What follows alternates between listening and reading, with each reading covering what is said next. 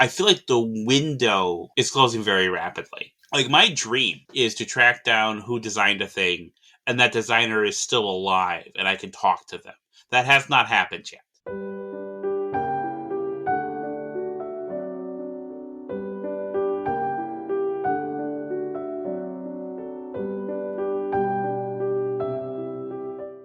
This is Topple, published in 1979 by Kenner.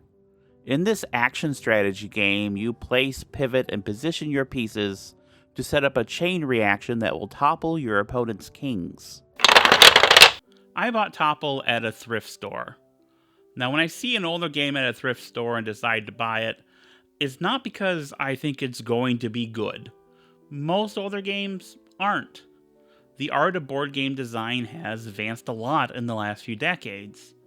A game from the 70s, of necessity, is going to be a mass market game, and that's going to have a different set of priorities than a game designed today for the hobby market. What drew me to Topple was its physicality. I bought Topple for the same reason I have a copy of Connect 4. I don't think much of Connect 4 as a gameplay experience, but I admire the elegance and cleverness of its design as a physical object. Diagonally. Pretty sneaky, sis. Topple is a cleverly designed physical object, with a very handsome production. It's appealing to the eye, to the ear, to the touch. It's also quite good as a game. It requires subtlety and foresight to set up a chain that your opponent can't also use against you. Good play involves control of tempo and being able to create forks. If you make an attack and you miscalculated, you forfeit one of your 2 kings. So at maximum, there are only going to be 3 attacks made during the entire course of the game. That gives it a unique feel and pace. There's a tension that slowly builds over the course of the match as players threaten and defend, and then that tension is released. So I actually really love this game, and a couple years ago I tried to find out who made it. There's no designer credited, which is not uncommon for mass market games of this period. Let's have a refresher on how we can use patent searches to try to find out who designed a game, with the help of our old friends, Aurora. Pendulum Pool. Play. Here's the patent for pocketed game board with movable ball propelling mechanism. That's the title of the patent because the patent protects the innovation, the idea that's been invented, not the game Pendulum Pool as a work. So I didn't find this patent by searching for the title, pocketed game board with movable ball propelling mechanism, because I didn't know that's what it was. I found it by searching for the inventor, Walter Moe, who I was researching. Now, if you don't know the inventor's name, which is the case with Topple, we can search by the assignee. This is the company that owns the thing, and in the case of board games, that's usually the game's publisher. In this case, Aurora. But it's not always the publisher. Sometimes the assignee is a toy design firm like Marvin Glass & Associates. Skittle Horseshoes was published by Aurora, but Pendulum, Horseshoe, Projector, and Target was assigned to MGA by its listed inventors Gordon Barlow and Marvin Glass. And this brings up a potential pitfall of using patent searches to try to find designers, because Marvin Glass is listed as a co-inventor on a lot of MGA patents, but it's an open secret that he didn't actually invent anything. It was not uncommon at this time for your boss to slap their name on your patent as a co-inventor because they're your boss. What are you going to do about it? In some cases, your boss took all the credit. You didn't appear on the patent at all. Jim McNett said he created Flip It 21, but the patent for combined game of chance and skill only lists his boss, Walter Moe. Does anybody not take advantage of anyone? So 2 years ago, I go through all the patents on file for Kenner, trying to find the patent for Topple, and I come up empty. In fact, there aren't any patents before 1987, and that's weird, because Kenner's been around since the 40s. There are definitely things they would have patented, like Baby Alive. Baby alive, soft and sweet. She can drink, she can eat. Look, beautiful Baby Alive is eating her own Baby Alive food right from the spoon, and she's drinking from her bottle.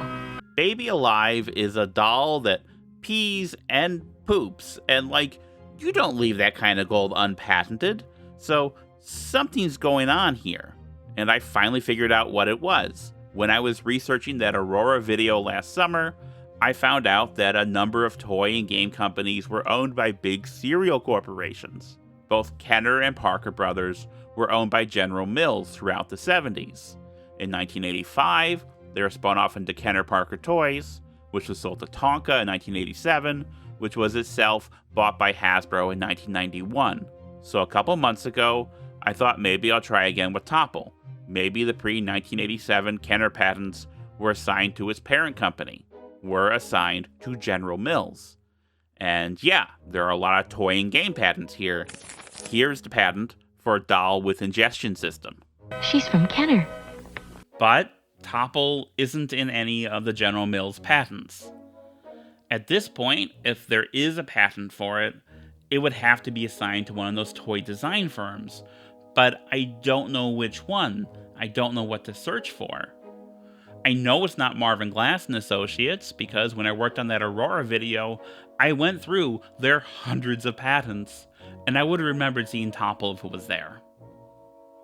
So, I don't know what title the patent is under. I don't know who the assignee is. I obviously don't know who the inventor is. That's what I'm trying to find. My only hope at this point is to try to ping a result off the body of the patent, the descriptive text explaining what is being invented. So, what words might show up there? Well, what happens in the game? Things topple over. So, I put in the word topple, and I find it immediately. I could have found this years ago. From now on, first thing I'm doing is I'm putting in the title. As I suspected, the assignee for Chain Reaction Falling Playing Pieces board game is a toy design firm, Ned Strong & Associates. Strong & is a name I've heard before, and we'll get back to that. The game's inventor is new to me, René Soriano. There's almost no information about him online. Looking him up on the database Board Game Geek, he has 3 credits: Kerplunk, Down the Tubes, and Sky Capers. Kerplunk is the best known of these, and is credited to both Soriano and Eddie Goldfarb.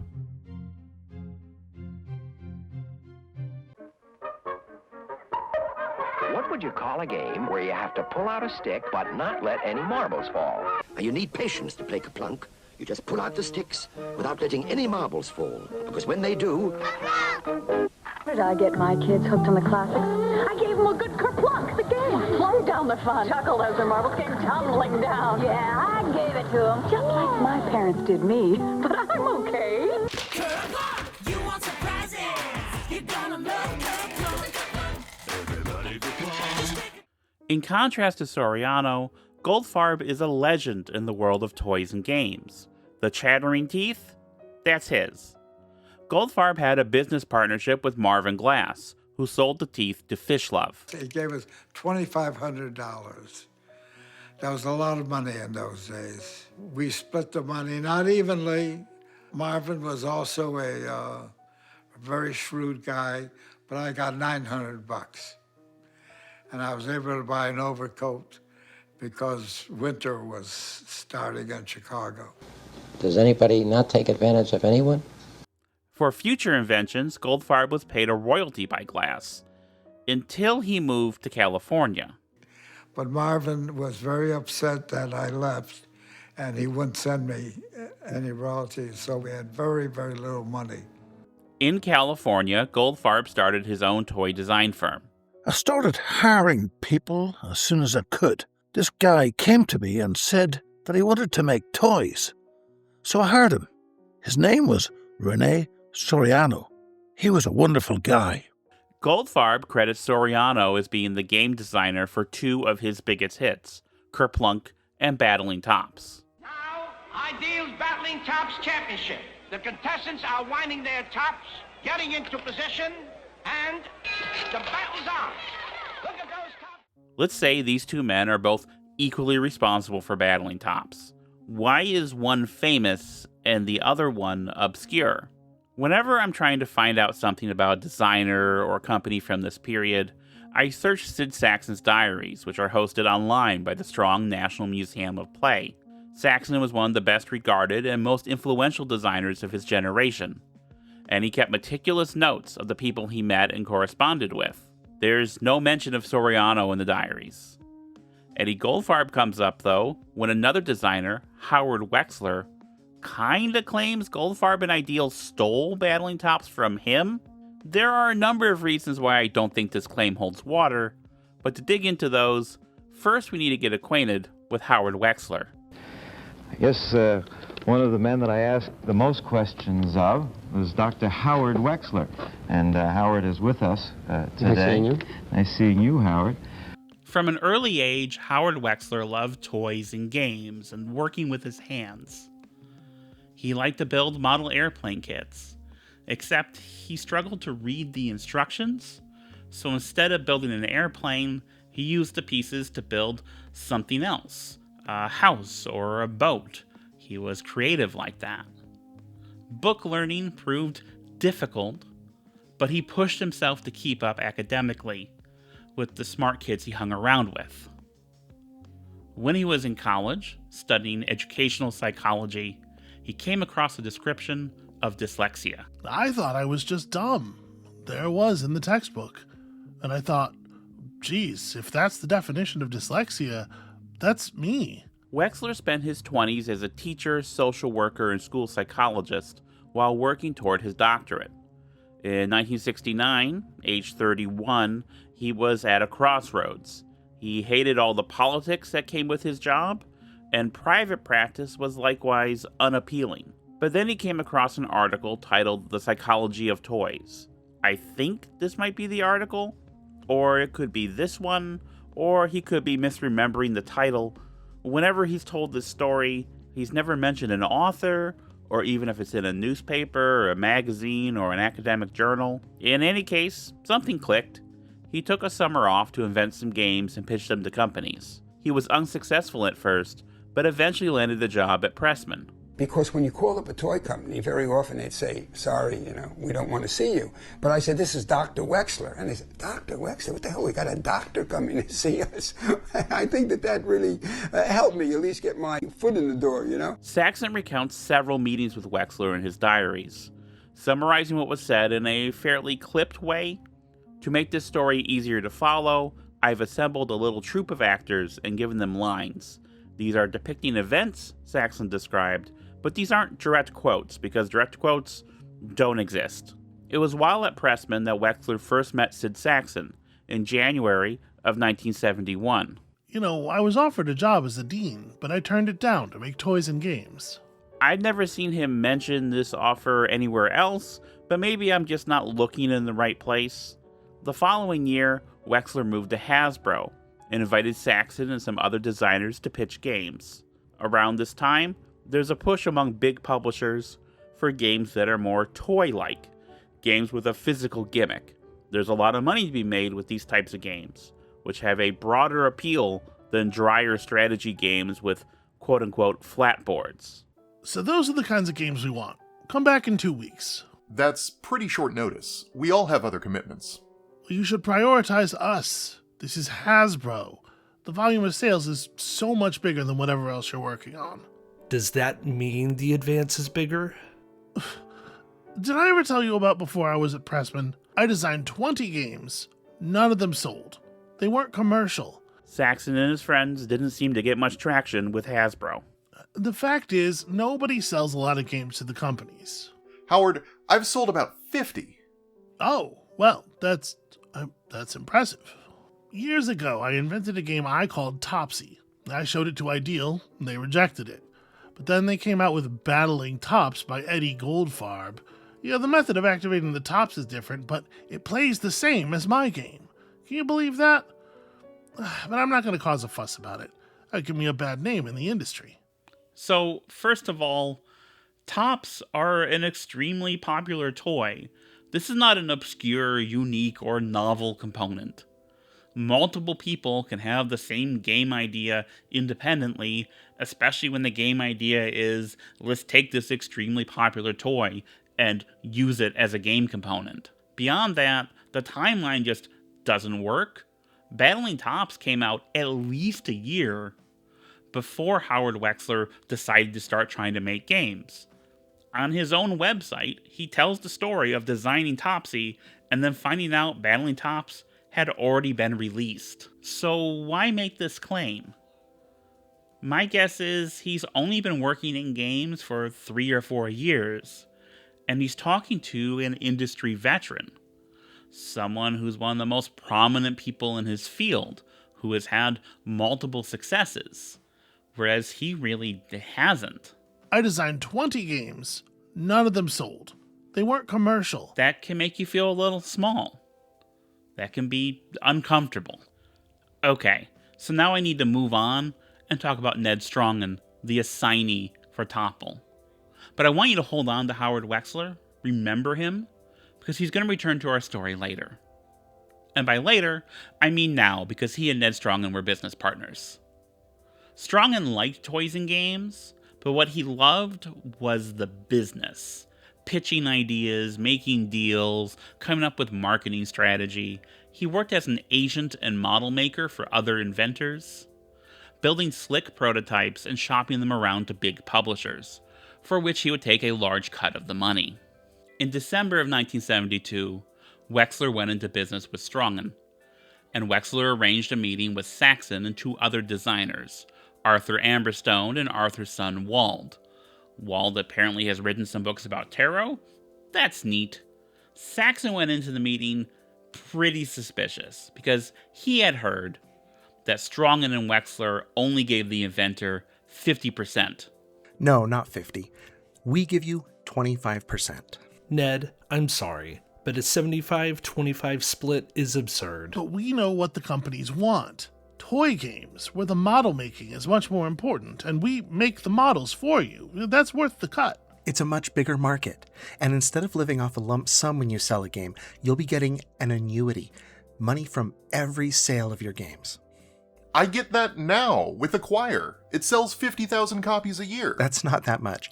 A game I just placed with Lakeside sold over 100,000 this year. Yeah, but Sid keeps all his royalties. So, no deal was reached. Less than a year later, Wexler and Strongen dissolved their partnership over a financial dispute.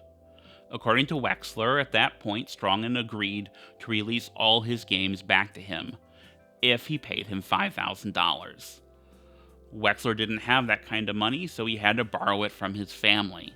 He paid Strongen, who released almost all Wexler's games back to him, keeping one and asking for another $5,000. He did not have that, and so as a result, according to Wexler, both men would share the credits and the royalties for Connect 4. Pretty sneaky. Ned. So, that's Ned Strongen's reputation? It's a little dodgy. Does anybody not take advantage of anyone? I know stories about Marvin Glass, Eddie Goldfarb, and Ned Strongen, but I don't know any stories about René Soriano. There are people that under capitalism we tell stories about, and people we don't. There's a short documentary about Goldfarb that played festivals a few years ago. It's a pretty charming thing that his daughter made. It's very affectionate. I'll note that it doesn't credit Soriano for Kerplunk and Battling Tops. It treats them as if they're solely Goldfarb's inventions.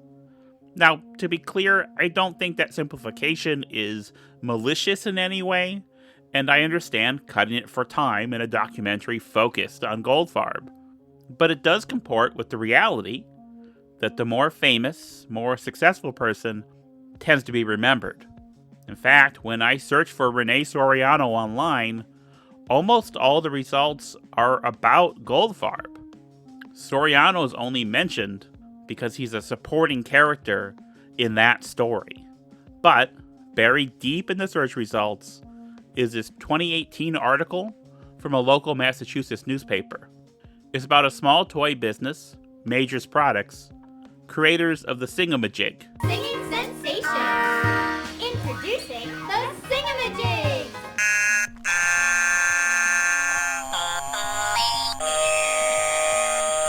This was a huge hit for Fisher-Price and Mattel, but by 2018 it had been discontinued, and they had like 1,000 of them cluttering up the office. So they donated them to local nonprofits so they could be sold for charity, and the article is a human interest story about that.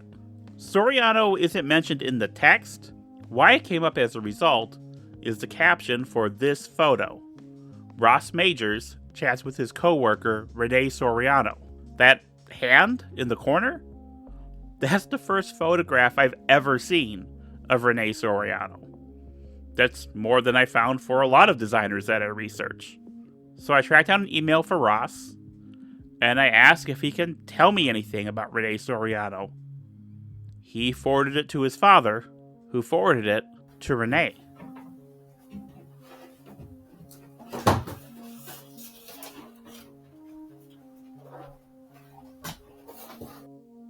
This is a huge deal for me. I spent the last couple years researching games from this period where designers were not credited for their work and trying to find out who made the things.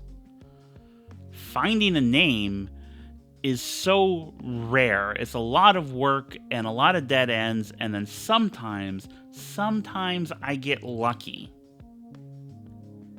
And because they're games from 50, 60, 70 years ago, the chances of that person still being around, being able to ask them questions, are so small. It's never happened before. I was worried it never would happen. This feels like a miracle. If not for that local newspaper, if not for that hand in the corner, none of this would be happening. Before I sit down to talk to him over video, I ask René to send me a list of the games he's worked on. Partially, this is so I know what to ask him about, and partially is to give me a shopping list. I like to have some B-roll and like to actually engage with the objects that I'm talking about. But he sends me this list, and it turns out he's designed dozens of games, and I don't have that kind of money. That's Riddler money. So I've narrowed my shopping list down to a more manageable set of games I thought would be interesting or representative. Any question you might have, there isn't anything that I know about that I wouldn't answer. That's lovely. To start with like a biographical background information, where and when were you born? Okay, I was born in San Diego, California, May 10th, 1930. A long time ago. It's a little while, yeah. What did your parents do? Well, they were both retired because I was the seventh child out of 8 total. And by the time I was born, my father had more or less stopped working, and my brothers and sisters supported the family. I wasn't good at book learning, so when I went to UCLA, I was very lucky. They had a major. It includes jewelry making, pottery making, print making, that category.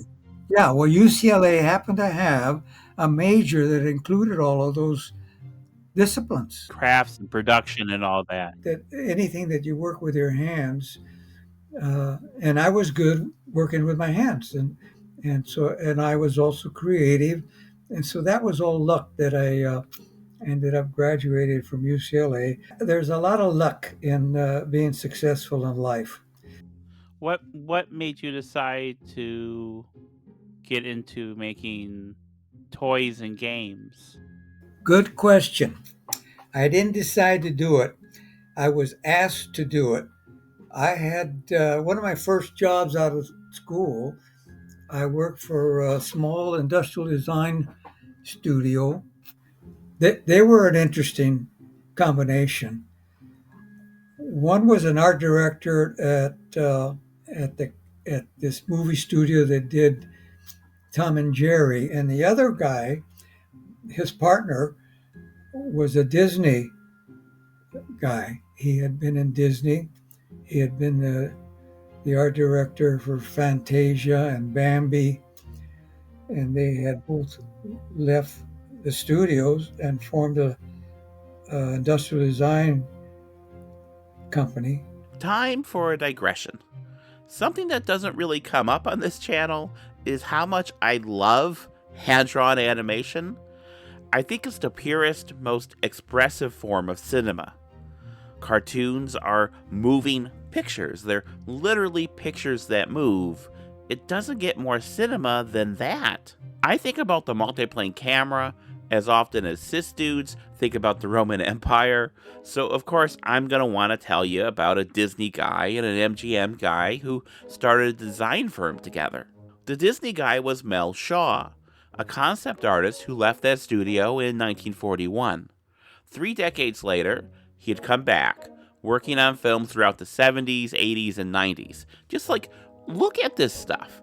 It's gorgeous. His concept paintings storyboarding the opening sequence of The Rescuers were so striking, the studio just used those in the film. Before coming back to Disney, Shaw teamed up with Robert Allen to form their design studio. Among their many clients was NBC, who hired them to design the original Howdy Doody puppet. Mel Shaw is fairly well known, Robert Allen much less so. His younger brother, Heck Allen, was a novelist who had a long and successful career writing cartoons, working with Walter Lantz and Tex Avery.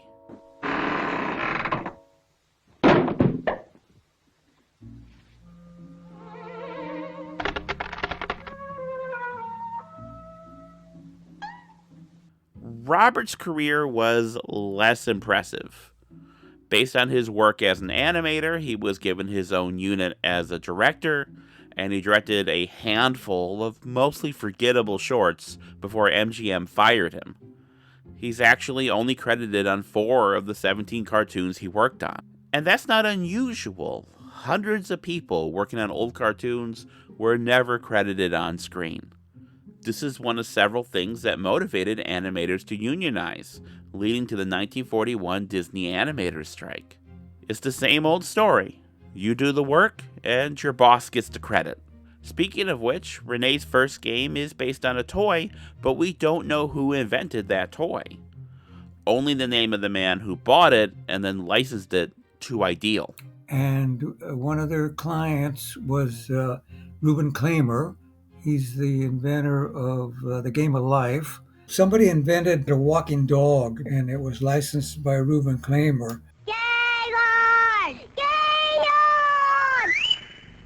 Gaylord, you look kind of crazy, you move kind of lazy. See what he'll do. Gaylord, when you pull his leash, he'll walkity, walkity, walk with you. It was a walking dog, electrical battery-powered walking dog. And the following year, they wanted to do a game based on the dog. Nobody in those days knew how to invent a game, so they asked me to do a game based on the dog. Well, that's why I did Scoos It. I put the dog here. They didn't do the dog. They ended up with making Scoos It. Inside the canister, there's 4 copies of a jigsaw puzzle, and you win by completing yours before the other players. On your go, you draw a piece, and you follow the instructions printed on its reverse. Keep this one, take 2 more, put 2 back. Some instructions let you make decisions, and you can propose trades with other players, but there isn't a whole lot of agency here. That's true of most old mass market games, especially games made for children. So as I'm engaging with these things, I'm not going to do special pleading, and I'm not going to be dunking on them for being what they are. I'm much more interested in why they're like this. And in this case, it's trying to make a game based on Gaylord the Pup, tailored to that toy's very young audience. Gaylord, when you pull his leash, he'll walkity, walkity, walk with you. And even if Gaylord's goofy mug didn't make it onto one of these canisters, the characters that were chosen, again, are appealing to a very young audience. There were at least 5 Scoos It games, and they were all released around the same time. They didn't sell very well, I don't think. I don't remember. But anyway, that's how I started. You obviously continued to work into games. Did you enjoy inventing the game? Oh, yeah. Uh, when one is successful at anything, it becomes enjoyable. I would think. Yeah. And I even did a game for Mattel because they were in Los Angeles where I was living and working. The game that Mattel licensed, they never introduced, but because I was successful, Mattel licensing a game, and then I was successful with Scusa, this one, I thought I was a game inventor, or that's what I should pursue the rest of my life. So I quit this terrible job that I used to have, and I started inventing games on my own. Well, none of them were licensed, so I needed a real job. Plastics. Exactly how do you mean? There's a great future in plastics. After the Second World War, toy makers began to swap out wood and die-cast metals for plastic. It was cheaper and more versatile. It doesn't really catch on in board games until the early 60s, where it gave things like Mousetrap its tactile and visual punch, qualities that played to the strengths of TV advertisements, driving sales. Throughout the 60s and 70s, there's a big demand within the industry for these kind of flashy, three-dimensional games, where your skill as a model maker is just as important as your ability to design a compelling game. And just at that time, Eddie Goldfarb had an ad in the paper. He was looking for a model maker. So I went to Eddie Goldfarb and told him that I wanted to be hired as a model maker, and because he thought he could invent all the games that needed to be invented, but he wasn't a game inventor, so he hired me. Where did you come up with Kerplunk? The game Barrel of Monkeys. You put all these little plastic monkeys in a little barrel. You reach in and you try to pull out a string of them hooked together. And I said, wow, what a great idea. Why can't I try to do a game that's self-contained? I submitted the plastic tube with the marbles permanently inside, the holes on the side for the pickup sticks, and the pickup sticks were attached to the side of the tube. And then internally, they redesigned it to what you see today. There's a reason Kerplunk is still being manufactured, still being played almost 60 years later. You're never certain of the outcome of your actions, but it's also never capricious. It's never about luck. It's physics. You earn every failure. You eyeball the thing, looking for an angle, and you make your move. You're not calculating the decision space so much as you're feeling it. You're thinking with your fingertips. And that's kind of what I want out of a party game and a dexterity game. It's also a game that destabilizes itself, that collapses in on itself, and that adds to the giggly tension. I actually somehow had never played this before talking with René, but I would have loved this as a kid. As an adult, you know what? I had fun. And as a matter of fact, I use gravity in a lot of the games that I invented. For example, in Kerplunk, pull the sticks out and the marbles drop through.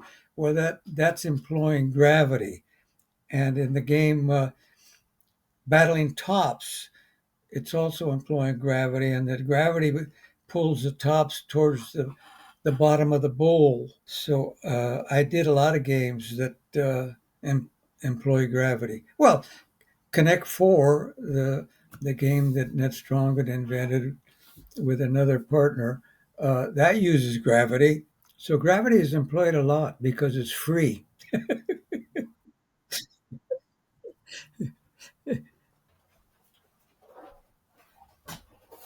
This is the original Battling Tops. It's a shallow bowl, so the tops are, as they spin around, they go towards the center, and that's where they end up knocking each other down. Toy games are naturally a mix of both toy and game, and they will lean toward one or the other.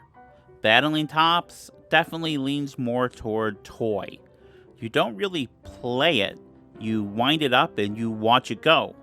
The brief spectacle is the point. There's no real skill here. This child is a liar. What's your secret? It's in the wrist action. But the bowl is clever. It's what makes the spectacle happen, and would be used by others a few decades later. Beyblade, the ultimate high-performance top. You can customize to battle the way you want. I max out my spin power with the deluxe launcher. Ended up as Beyblades. These, they do battle in a bowl, but I had nothing to do with this. They just took an old concept of the tops battling in a bowl and made it into a big hit. This was a few years ago. Is there a game of yours that you're proudest of? Oh, what a great question. Oh my goodness. Well, Hoppin' Poppies, just a second, I got one right here. This one, the Hoppin' Poppies, the spring-loaded, you squish them down, and because that's a suction cup right there, the suction cup sticks to the feet, and after a few seconds, they hop up. Sometimes just one pops, and sometimes we're all popping. That did not sell as a game like the one that I'm holding now, but it was knocked off as a toy, and it was very popular at this time. And dropping everywhere. We're popping hoppies. Hoppy! Many years ago, there was an item called hopping grasshoppers. It was from Japan, I think, with spring-loaded legs, and he had a suction cup on his belly, so when you pushed him down, he would stay down for a few seconds, he would jump up. And so I took a dozen of those grasshoppers, and I painted them in 4 different colors. You grab! That's what you do, and here's why you do it. The first one to grab enough of us to finish his little man wins the game! And that's how you scored, by catching your own color as they jumped up in the air. Well, we showed that to Ideal Toy, and they said, well, do you have to have a smooth surface for the suction cup to stick down? And of course you did. So Eddie Goldfarb said, René, can you invent something where you don't have to have a smooth surface just to play on? And that's why I did this. The smooth surface is right here. And I think I am very proud of this particular invention, because it takes ingenuity to figure out how to make something jump up into the air that is self-contained. Many of the games Soriano made for Eddie Goldfarb used existing toys as a component. Marbles, pickup sticks, and tops feature heavily. Zigzag Zoom, the exciting new game of skill and family fun. Roll your marbles around the 1, 2, 3, into the 5-hole. Marblehead, the game with holes in its head. You poke your finger in and poke out as many marbles as you can. For my first try, beat that. Okay. The trick is to figure out which hole to poke your finger in. If you pick the right hole, you get a lot of marbles. They're in their gates, they're ready to go, and they're off. Italy gets hit hard. The United States is scrambling for position, and Italy's making a move along the rail. The Orient is right behind. Finland and the United States are trapped in a side pocket. One player has 2 offensive marbles, which he must roll down the curved slope, reaching the bottom to score. His opponent has 4 defensive marbles, which he rolls down the straightaway, aiming to knock off the crisscrossing marble. fast, Eddie? That little runt in the striped shirt? He don't look so fast. Ha! Lucky shot. Hey! He shoots hard. Look at him blast them marbles. Tornado Bowl is more active than Battling Tops. Instead of just watching, you're using your paddles to defend your 5 pins, scoring a point for each one that stays upright. First to 15 points wins. Battling Tops was first to 10, with only the last top standing scoring 1 point, so it could take a while to play. By contrast, Tornado Bowl sees multiple players scoring up to 5 points each round, making for a more elastic game arc, with the capacity for surprises. And I think as a piece of physical construction is quite clever and elegant. I love that you can flip it over and see how it works. The majority of the games that I invented didn't sell very well. A few did sell, were enough to keep the industry interested in me. I had 3 games that I was successful with when I worked with Eddie Goldfarb. Then I left Eddie Goldfarb, and for 2 or 3 years, I tried to invent games and license them on my own. Every time I showed a game invention to Ideal Toy, BPR&D said, "Why don't you come and work here? Why don't you come and work here?" While I was on my own, I didn't license anything, so after a while, I needed a job, and that's how I ended up coming to the East Coast. I came to work for Ideal Toy.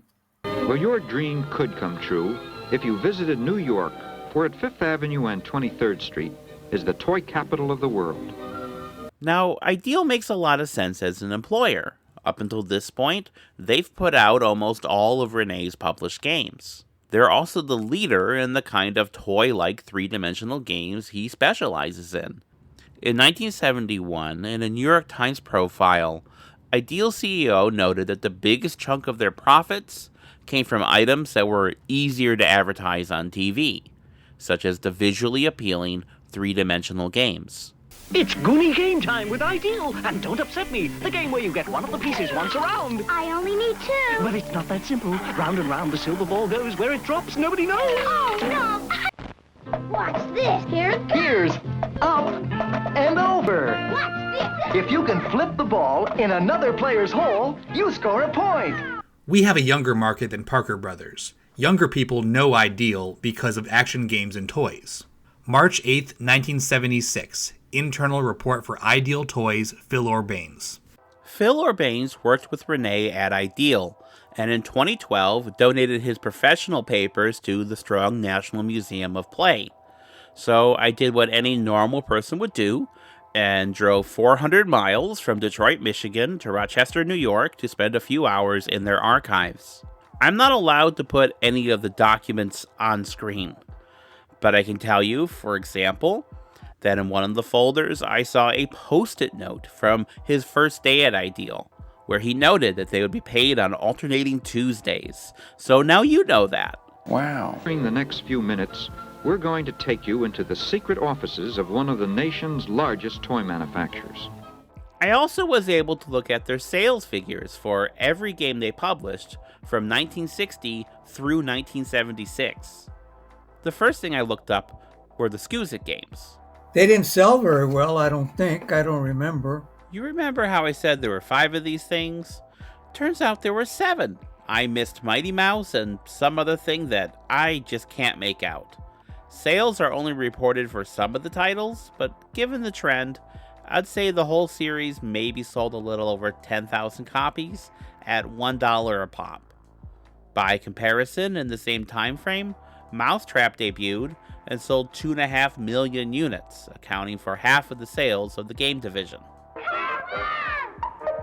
As we've already touched on, Kerplunk was a big hit, and it stuck around. In 1975, 8 years after its release, it sold over 135,000 copies. Battling Tops, despite its initial success, fell off more rapidly, and in 75 sold 100,000 less than Kerplunk. The next year, they sold 84,000 and 1,000 copies, respectively.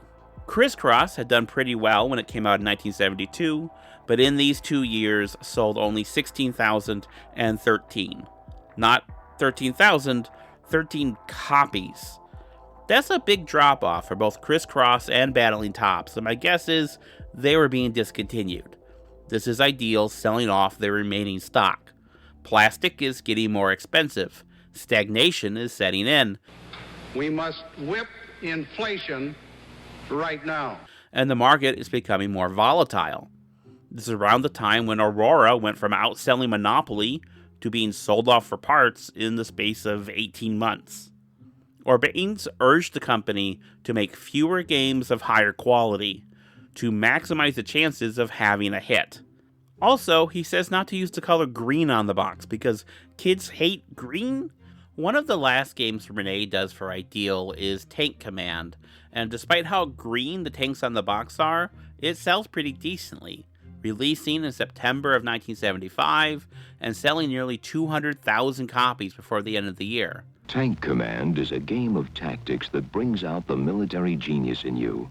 Because with Tank Command, what you do depends on what you think the enemy will do. Incidentally, this commercial was probably directed by the actor Don Adams. His agency had the Ideal account at this time, and it also feels very of a piece with his advertising work. I'll hit him with my heavy stuff and blitz him right from the start.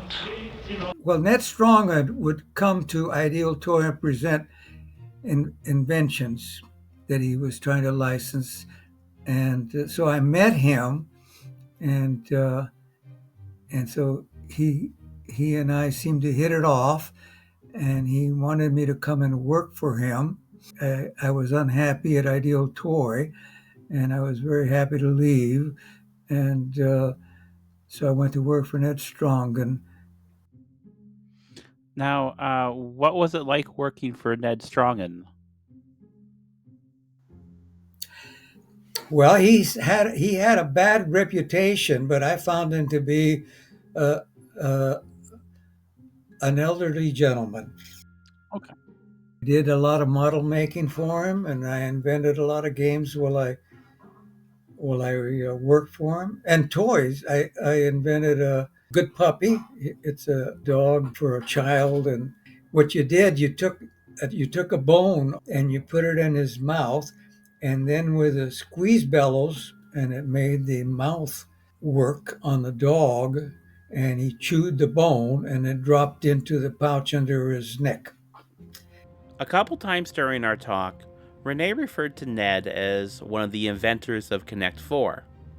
Now, I already know Howard Wexler's side of that story, and I shared it with you earlier. I later asked René via email if he knew Ned's side of the story.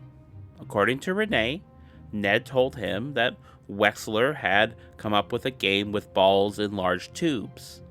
So that's when I needed something to work this game out. And so I found a bunch of tubes. And these are the tubes. And I took these tubes and I set them up. And I've got some ping pong balls.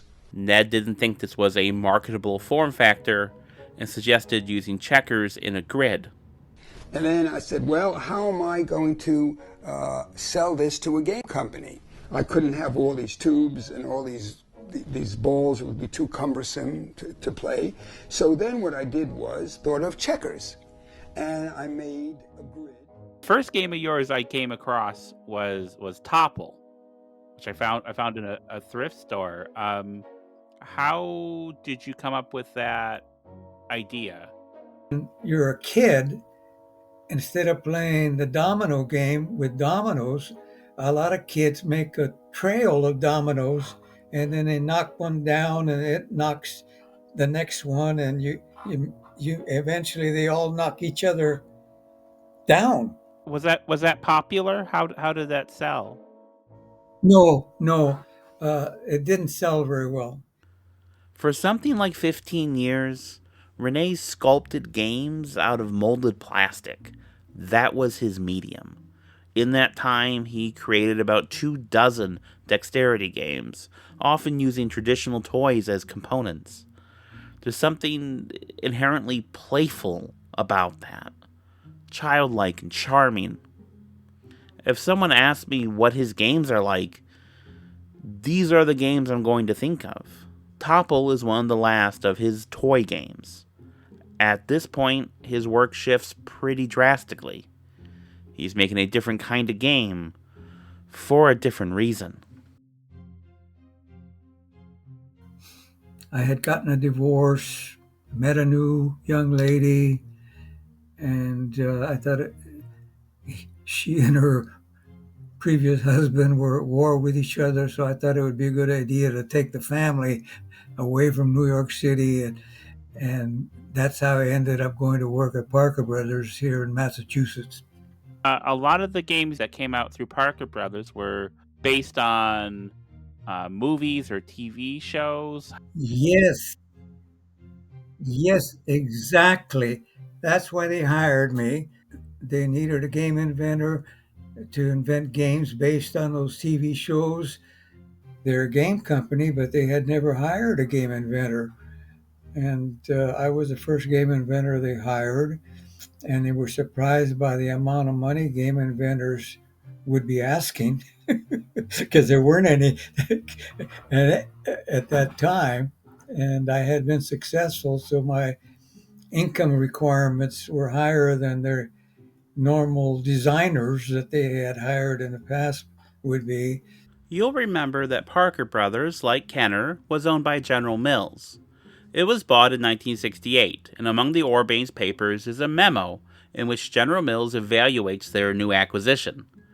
This was written by L.P. Geis, the grandfather of Jeff Bezos, or maybe some guy who has the same exact name as the grandfather of Jeff Bezos. The game market can be divided into two categories: classical games, Monopoly, Sorry, and promotional games, Slapstick, Booby Trap, Twister. Parker has demonstrated strength in the classical games and dominates this field. This area offers tremendous stability. Parker Brothers kind of fun brings people together. Parker never really got into the plastic toy game business the way Ideal did. Don't get me wrong, they did a few of these. Simply tried to gnip your 3 balls through the hoops into the other side, and the other guy tries to gnop his 3 balls into your side. From Parker Brothers, Gnip. But they were content to gnip them from Marvin Glass, sticking to their strengths and the stability that provided. They never needed an R&D team to come up with new ideas. They were Parker Brothers. People brought ideas to them, and then they chose a small fraction to develop for release. But then, in the late 70s, in a couple of major ways, culture suddenly changed forever?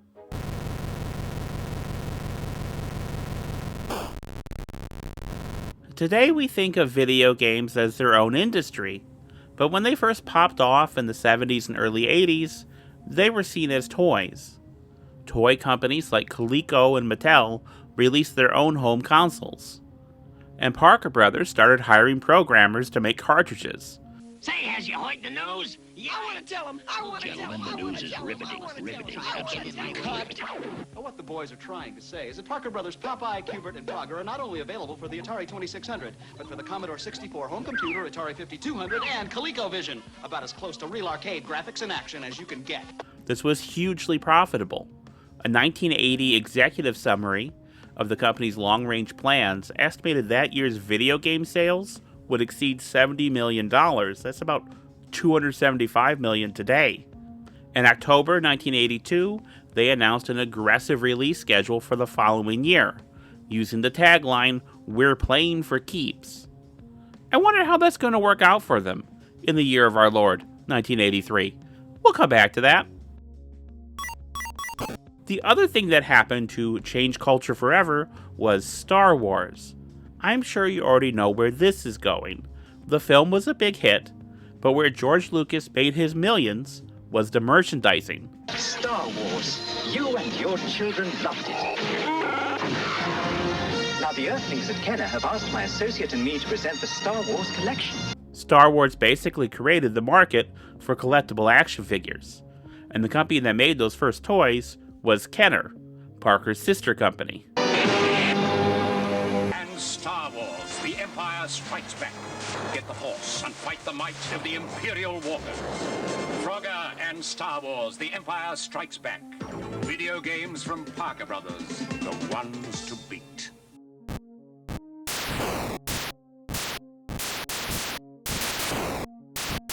Because they were both subsidiaries of General Mills, any license Kenner held was available to Parker Brothers to make a video game or board game. And by available, I mean mandatory. Phil Orbanes had moved to Parker Brothers in 1979, and he summed up the situation like this. Toy Group management was forcing global branding, which meant that each new license taken by Kenner or Parker Brothers was to be exploited by every other Toy Group company in every country, whether it made sense or not. Knight Rider, a shadowy flight into the dangerous world of a man who does not exist.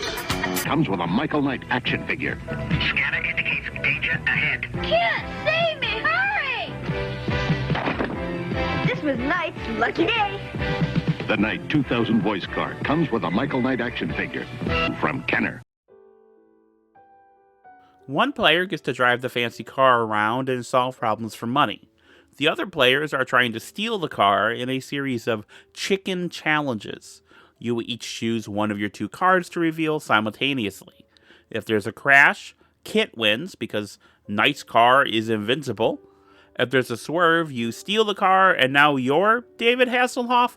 It's a little like Crawl, and that's a weird fit for this property, but also, how would you make a game for 4 players based on a TV show that only has one character, and also David Hasselhoff? The game is lit down by the components. Card printing was prohibitively expensive until the 90s, so a lot of board games with cards of this period use this thin stock with perforated edges. This essentially means all the cards are marked. So if, for example, your girlfriend agreed to play this with you and notices the cards are marked, she can just win every challenge, so you never get a chance to drive William Daniels. Hypothetically, she could do that if her name was Samhain Bones. So when you're going to do a game based on like a movie, do you go out and see the movie, a TV show? Do you watch the TV show? How do you? Oh, yeah. Yeah. And then you're given artwork to help you. And I had a very good artist that I worked with that made sketches of the characters, or he would design scenes based on the TV show or the movie, or I would figure out one way or another to do the models. The idea was that you would do 3, a card game, a board game, and some 3-dimensional game. Before we talk about the game, we need to talk about the title, which really agitated the Star Wars fan I played it with. This is the Sarlacc Pit, which contains the Sarlacc. Sarlacc's Pit makes it sound like there's some guy whose last name is Sarlacc, and there's a pit somewhere in his backyard next to his pool. John Sarlacc, possessor of the pit. The act of setting up the game in and of itself feels playful and magical.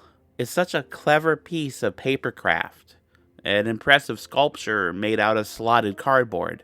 I absolutely would have fallen madly in love with this game when I was a kid. Each player controls one of the heroes, though they are mechanically identical. You are playing cards to move and flipping the top card of the deck to resolve combat. If you're lucky and you win, you knock the enemy into the pit, scoring Jedi points. Lose and you return to the start. The player with the most Jedi points wins, and there are cards to switch places with or steal cards from another player. As my partner said when we were done, "Hey, do you remember how in the movie Chewie and Leia were constantly undercutting each other?" And immediately I thought, what if this was a co-op game instead of competitive? What if the characters had some asymmetry and you had more control over the combat? What if there was some rudimentary enemy AI? I could even see ways to do that with only the components that came in the box. But all that is using the modern game design tools I have access to that weren't available in 1983. Play it again. size. Starring Size Noodles. Droopy McCool on clarinet. Max Rebo on organ. Ribbit Rebo. Dance, Droopy. It's your last solo, Snoodles. Whoa. Use Size Noodles in the Rebo Band. Jabba the Hutt action playset sold separately from Kenner's Star Wars Return of the Jedi collection. The new movie was a big opportunity for Kenner and for Parker. They had 3 Star Wars video games planned for their big 1983 lineup, but only 2 of them were released. In fact, a number of games from their 1983 slate never came out, like this Lord of the Rings game. That's weird. I wonder what happened in 1983. What the 10,000 people at Atari did was continue to make video games to satisfy what they thought was an indiscriminate public appetite. What happened virtually overnight, more than 6,000 people lost their jobs. The company collapsed. The principal problem for us was that we had an awful lot of competition. 22 new companies got into the business in a 3-month period at the end of '82, and they put out an awful lot of product that was inferior. Parker Brothers, like every other toy company who got into video games, suffered huge losses. As a result, we never got this Ewok video game. We did, however, get 2 Ewok board games, both designed by René, and I took a look at the more visually interesting of those. Now, this is a game for very small children. You spin one of these 2 dials, and you move to the next space of that color on the track. It's meant to help you identify colors and to memorize patterns. The story of the game is that these monsters are here to destroy the trees, and you are Ewok children racing to the treehouse to tell the grown-ups so they can go totally sickhouse on them. So it has like a little lesson, which is, if something's dangerous, well, you're a kid. Get out of there. Find an adult. Stop! Don't touch! Leave the area! Tell an adult! Some of the games you did were for very young children. Is it any different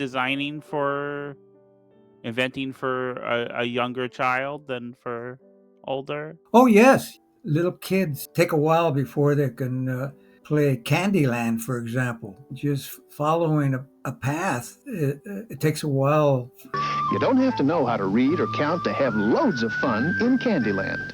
You have to be aware of the age group that you're designing the game so that the age group can play the game. Touching Tunes Care Bears game. Batteries not included. Now you can play games with the Care Bears and music too. Just touch the game board and another player and you make music magically. We test them and we observe the kids through one-way mirrors. So they have a moderator and you're watching kids play games through one-way mirrors, and you learn a lot of what kids can do and cannot do by watching them. And so that's what confirms the age group that you put on the package. How this works is you and another player each touch the board, and then you touch each other to complete an electrical circuit, causing the machine to play music.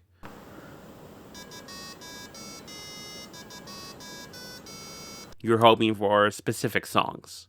I really don't have a lot to say about this one. I was mostly interested in it as an example of an electronic board game. Electronics was just starting to come into the toy and game business.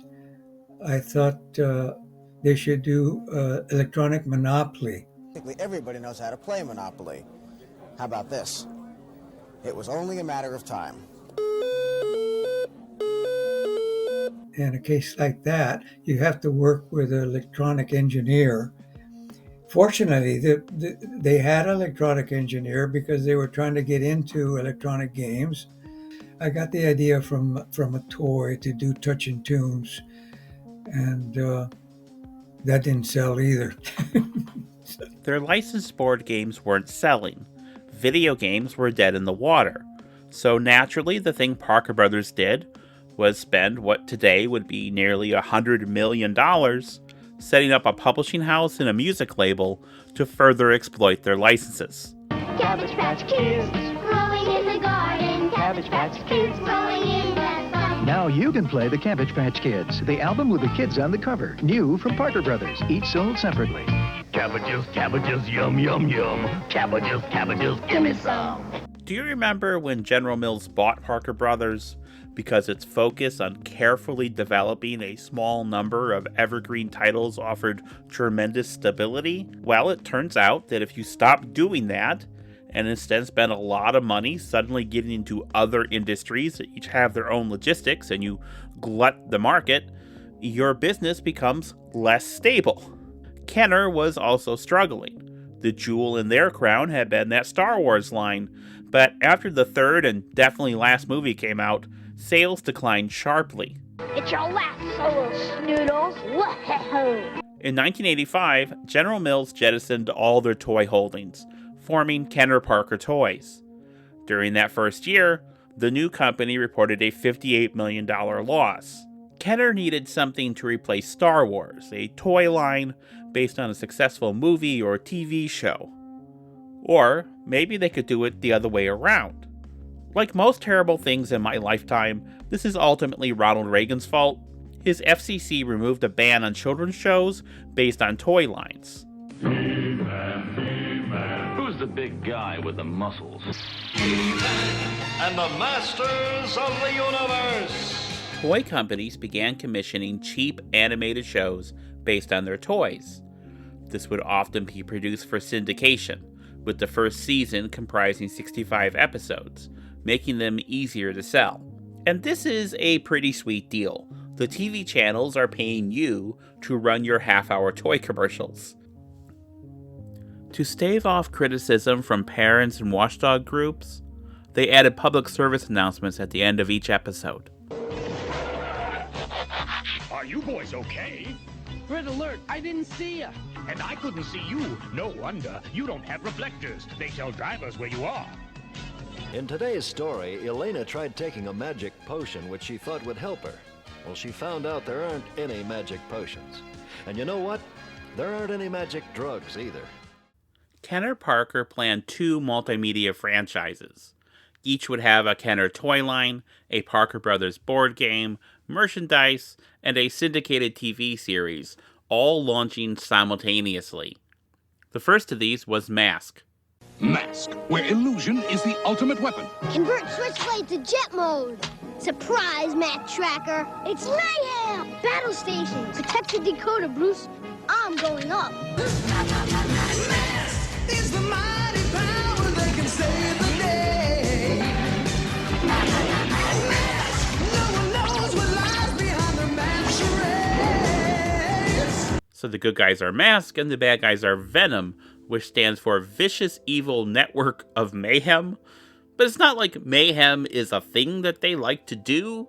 It's a guy. His name is Miles Mayhem. It is of him the Vicious Evil Network is. Next time, the victory will be mine! Shredder, do your stuff. Oh no! This might be the worst toy line show ever made. Even the PSAs are awful, but never in a way that's interesting. When you run after a ball, always stop at the street and look both ways until the coast is clear. I cannot get out. Never hide in something you can't get out of, especially a freezer or a refrigerator. Miles, do you really care? I like Star Wars just fine. I'm indifferent to Knight Rider, but something like Mask, I have contempt for. Because this is what capitalism does to art and creativity. You are telling stories and making games not to express anything, but to build brand identity. For once, I agree with you. And to be clear, that contempt does not extend to the people, the artists, making the toys or the cartoons or the board game. They're just trying to make a living, and there are worse ways to do it. This is the job their boss gave them.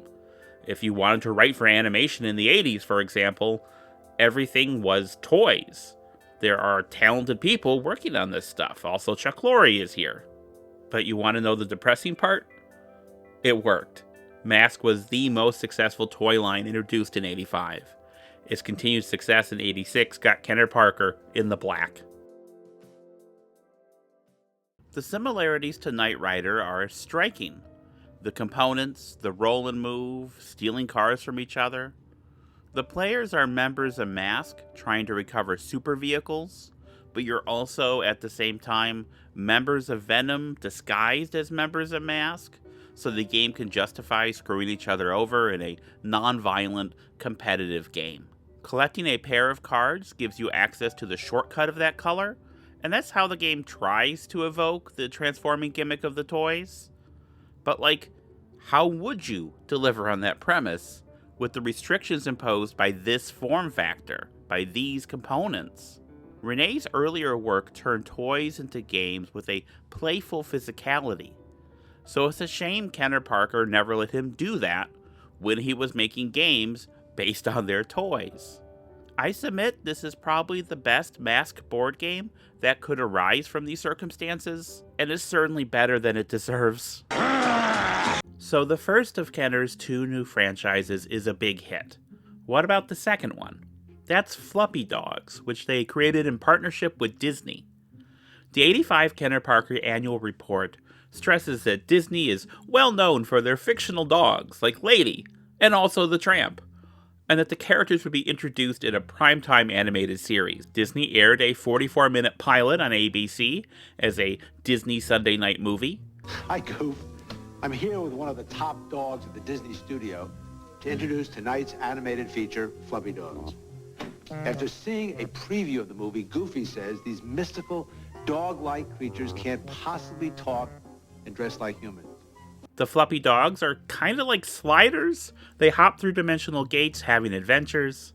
The ratings for this pilot were abysmal, and the series was never made. The dimension hopping premise isn't reflected in René's board game, which is just a memory matching game, nor in the toys themselves, which, by the way, have some of the most upsetting children's toys commercials I've ever seen. She shook my hand when I shook her paw. There was a spark we couldn't ignore. I said, "Wanna go out?" And she nodded, "Yeah." This game, these toys, and an avalanche of merchandise aren't based on Disney's Fluffy Dogs. They were all made at the same time for the hypothetical fandom Kenner and Disney were trying to manufacture. But try as it might, Fluffy Dogs could not make fetch happen.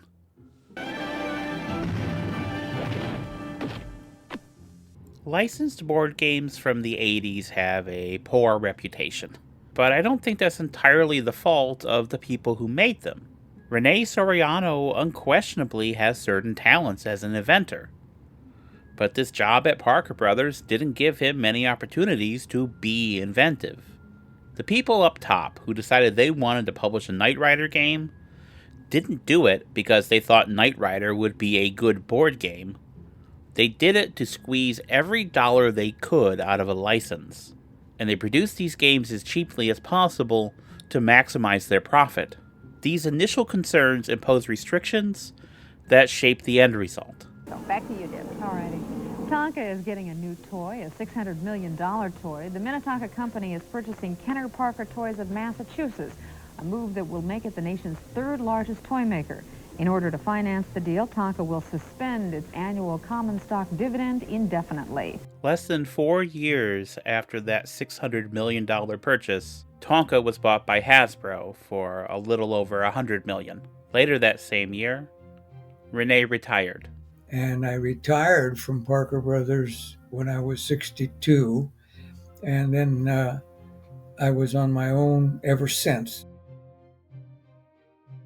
How have you kept yourself busy after your retirement? Oh, well, I started to, for 10 years, I kept inventing toys and games. And the first 10 years, I licensed a few. And then the next 10 years, I didn't license any. Eventually,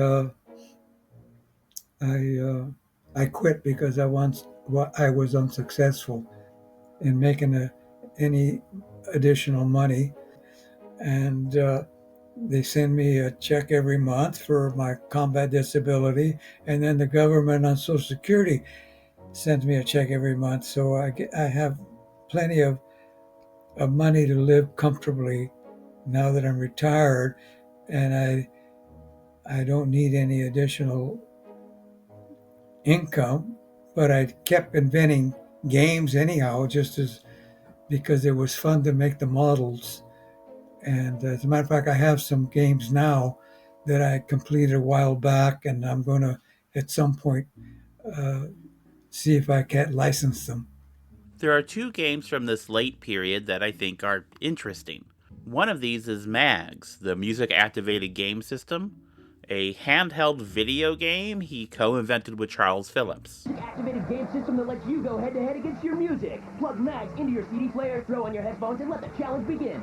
As the lights move through your music, use your sound cannons to blast those targets. But look out! If you miss, the shockwaves will knock you out of the game. Every song has its own perfect score, so you gotta move to master mags. The other is Sky Capers. After Parker Brothers, Phil Urbain started up Winning Moves Games, and he asked René to design something to compete with Jenga. Sky Capers is an action game, this time made out of wood instead of plastic. You score points by pulling off capers, moving stacks of blocks from one tower to the next. You have a hand of blocks, and when you use all of them, you can refill your hand from your pool of blocks and keep going, and you'll score points by going out first. I played this with multiple groups, and unfortunately we all found it was pretty easy for the first player to always go out on their first turn, and no one ever did any capers. So, not my favorite of his designs, but it's interesting because it seems to be the only one where his name is on the box. 16 years ago, I was in a comic book store in Ann Arbor, and I went down into the basement to look for back issues, and I stumbled across modern board games, which I had never seen before. The first thing I noticed was the names of the designers on the box, like they were authors, and that's when I realized, oh, this is a career someone could have, and you could have a following for your work. And I decided to give it a go, and that's how I fell into board games. And, you know, over the last 10, 15 years, I've worked on about 150 games in one capacity or another. And I've always been credited for my work. Because of that, people have been able to follow that work. And I've gotten some success and some notoriety. You know, my work has been covered in some academic papers. It's been covered in mainstream press. And I'm really grateful for that. And don't get me wrong, I did work for that. I am talented. I am hardworking. God, it's weird having self-esteem. He-Man was wrong, kids. There is a magic drug. It's called estrogen. And that's why my government doesn't want me to have it, or civil rights. I'm talented and I'm hardworking, but my success is also largely an accident of time and place. I'm working in a time where I am credited for my work, and I have access to technology that lets me make the weird kind of games I want to make without having to convince some toy executive to publish it. My success is built on the work that others did before me, not just the innovations in game design, but the actual work they did to get credited. The reason why those board games in that basement had a name on them is in the 80s, a bunch of German designers banded together and said, we're not going to work for publishers that don't credit us. And they forced change in the same way that animators banded together in order to get credit, and video game designers who were not credited in the early days. In doing my research, I came across something interesting. Howard Wexler was actually credited for his first couple of games that were put out by Pressman. They wanted you to know that Dr. Howard Wexler, a child psychologist, had made these games, so they could sell them as being better for your child's development. He was not, however, credited for Connect 4. To this day, his name is not anywhere on that box or in those rules. Nor was he credited for his licensed games he did in the 80s, like No Respect, which is based on Rodney Dangerfield, I guess. You know what I was doing when that Knight Rider board game came out? I was being born. And if I had been born 50 years before, what would my career in board games have looked like? Wouldn't be what I have now. And heck, I have this notoriety, but none of my games have sold as many copies as Scoozit, let alone something like Kerplunk. You know, when I went to the Strong Museum to do my research, I stopped at their gift shop and they had a copy of Kerplunk. It is still selling to this day. And of course, there is no designer credited on that box. The Strong actually has a copy of Kerplunk in their museum. And until I emailed them, their catalog only listed one inventor.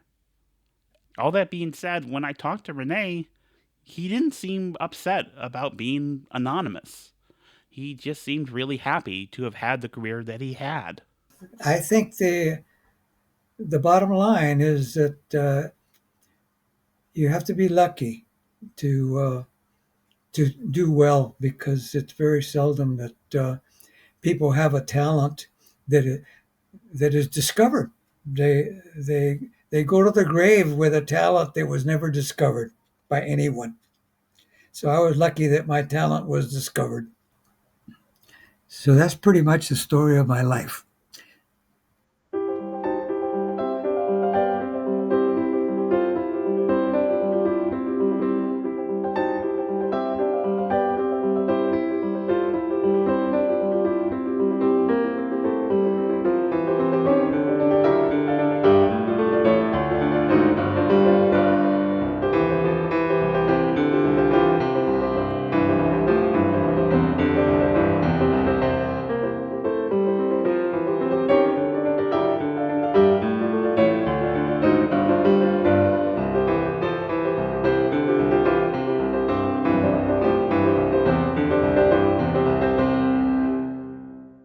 But there's more excitement to crisscross as we pick up the game in progress. Johnny on offense has really got Billy on the run. First, he double-crossed him, forcing Billy to roll too late. Then he came right back with a fake start that caused Billy to roll too soon. Now he's trying the tricky double roll. Billy's only chance is the almost impossible double hit. He's made it and wins. Crisscross, a game of skill and timing from Ideal.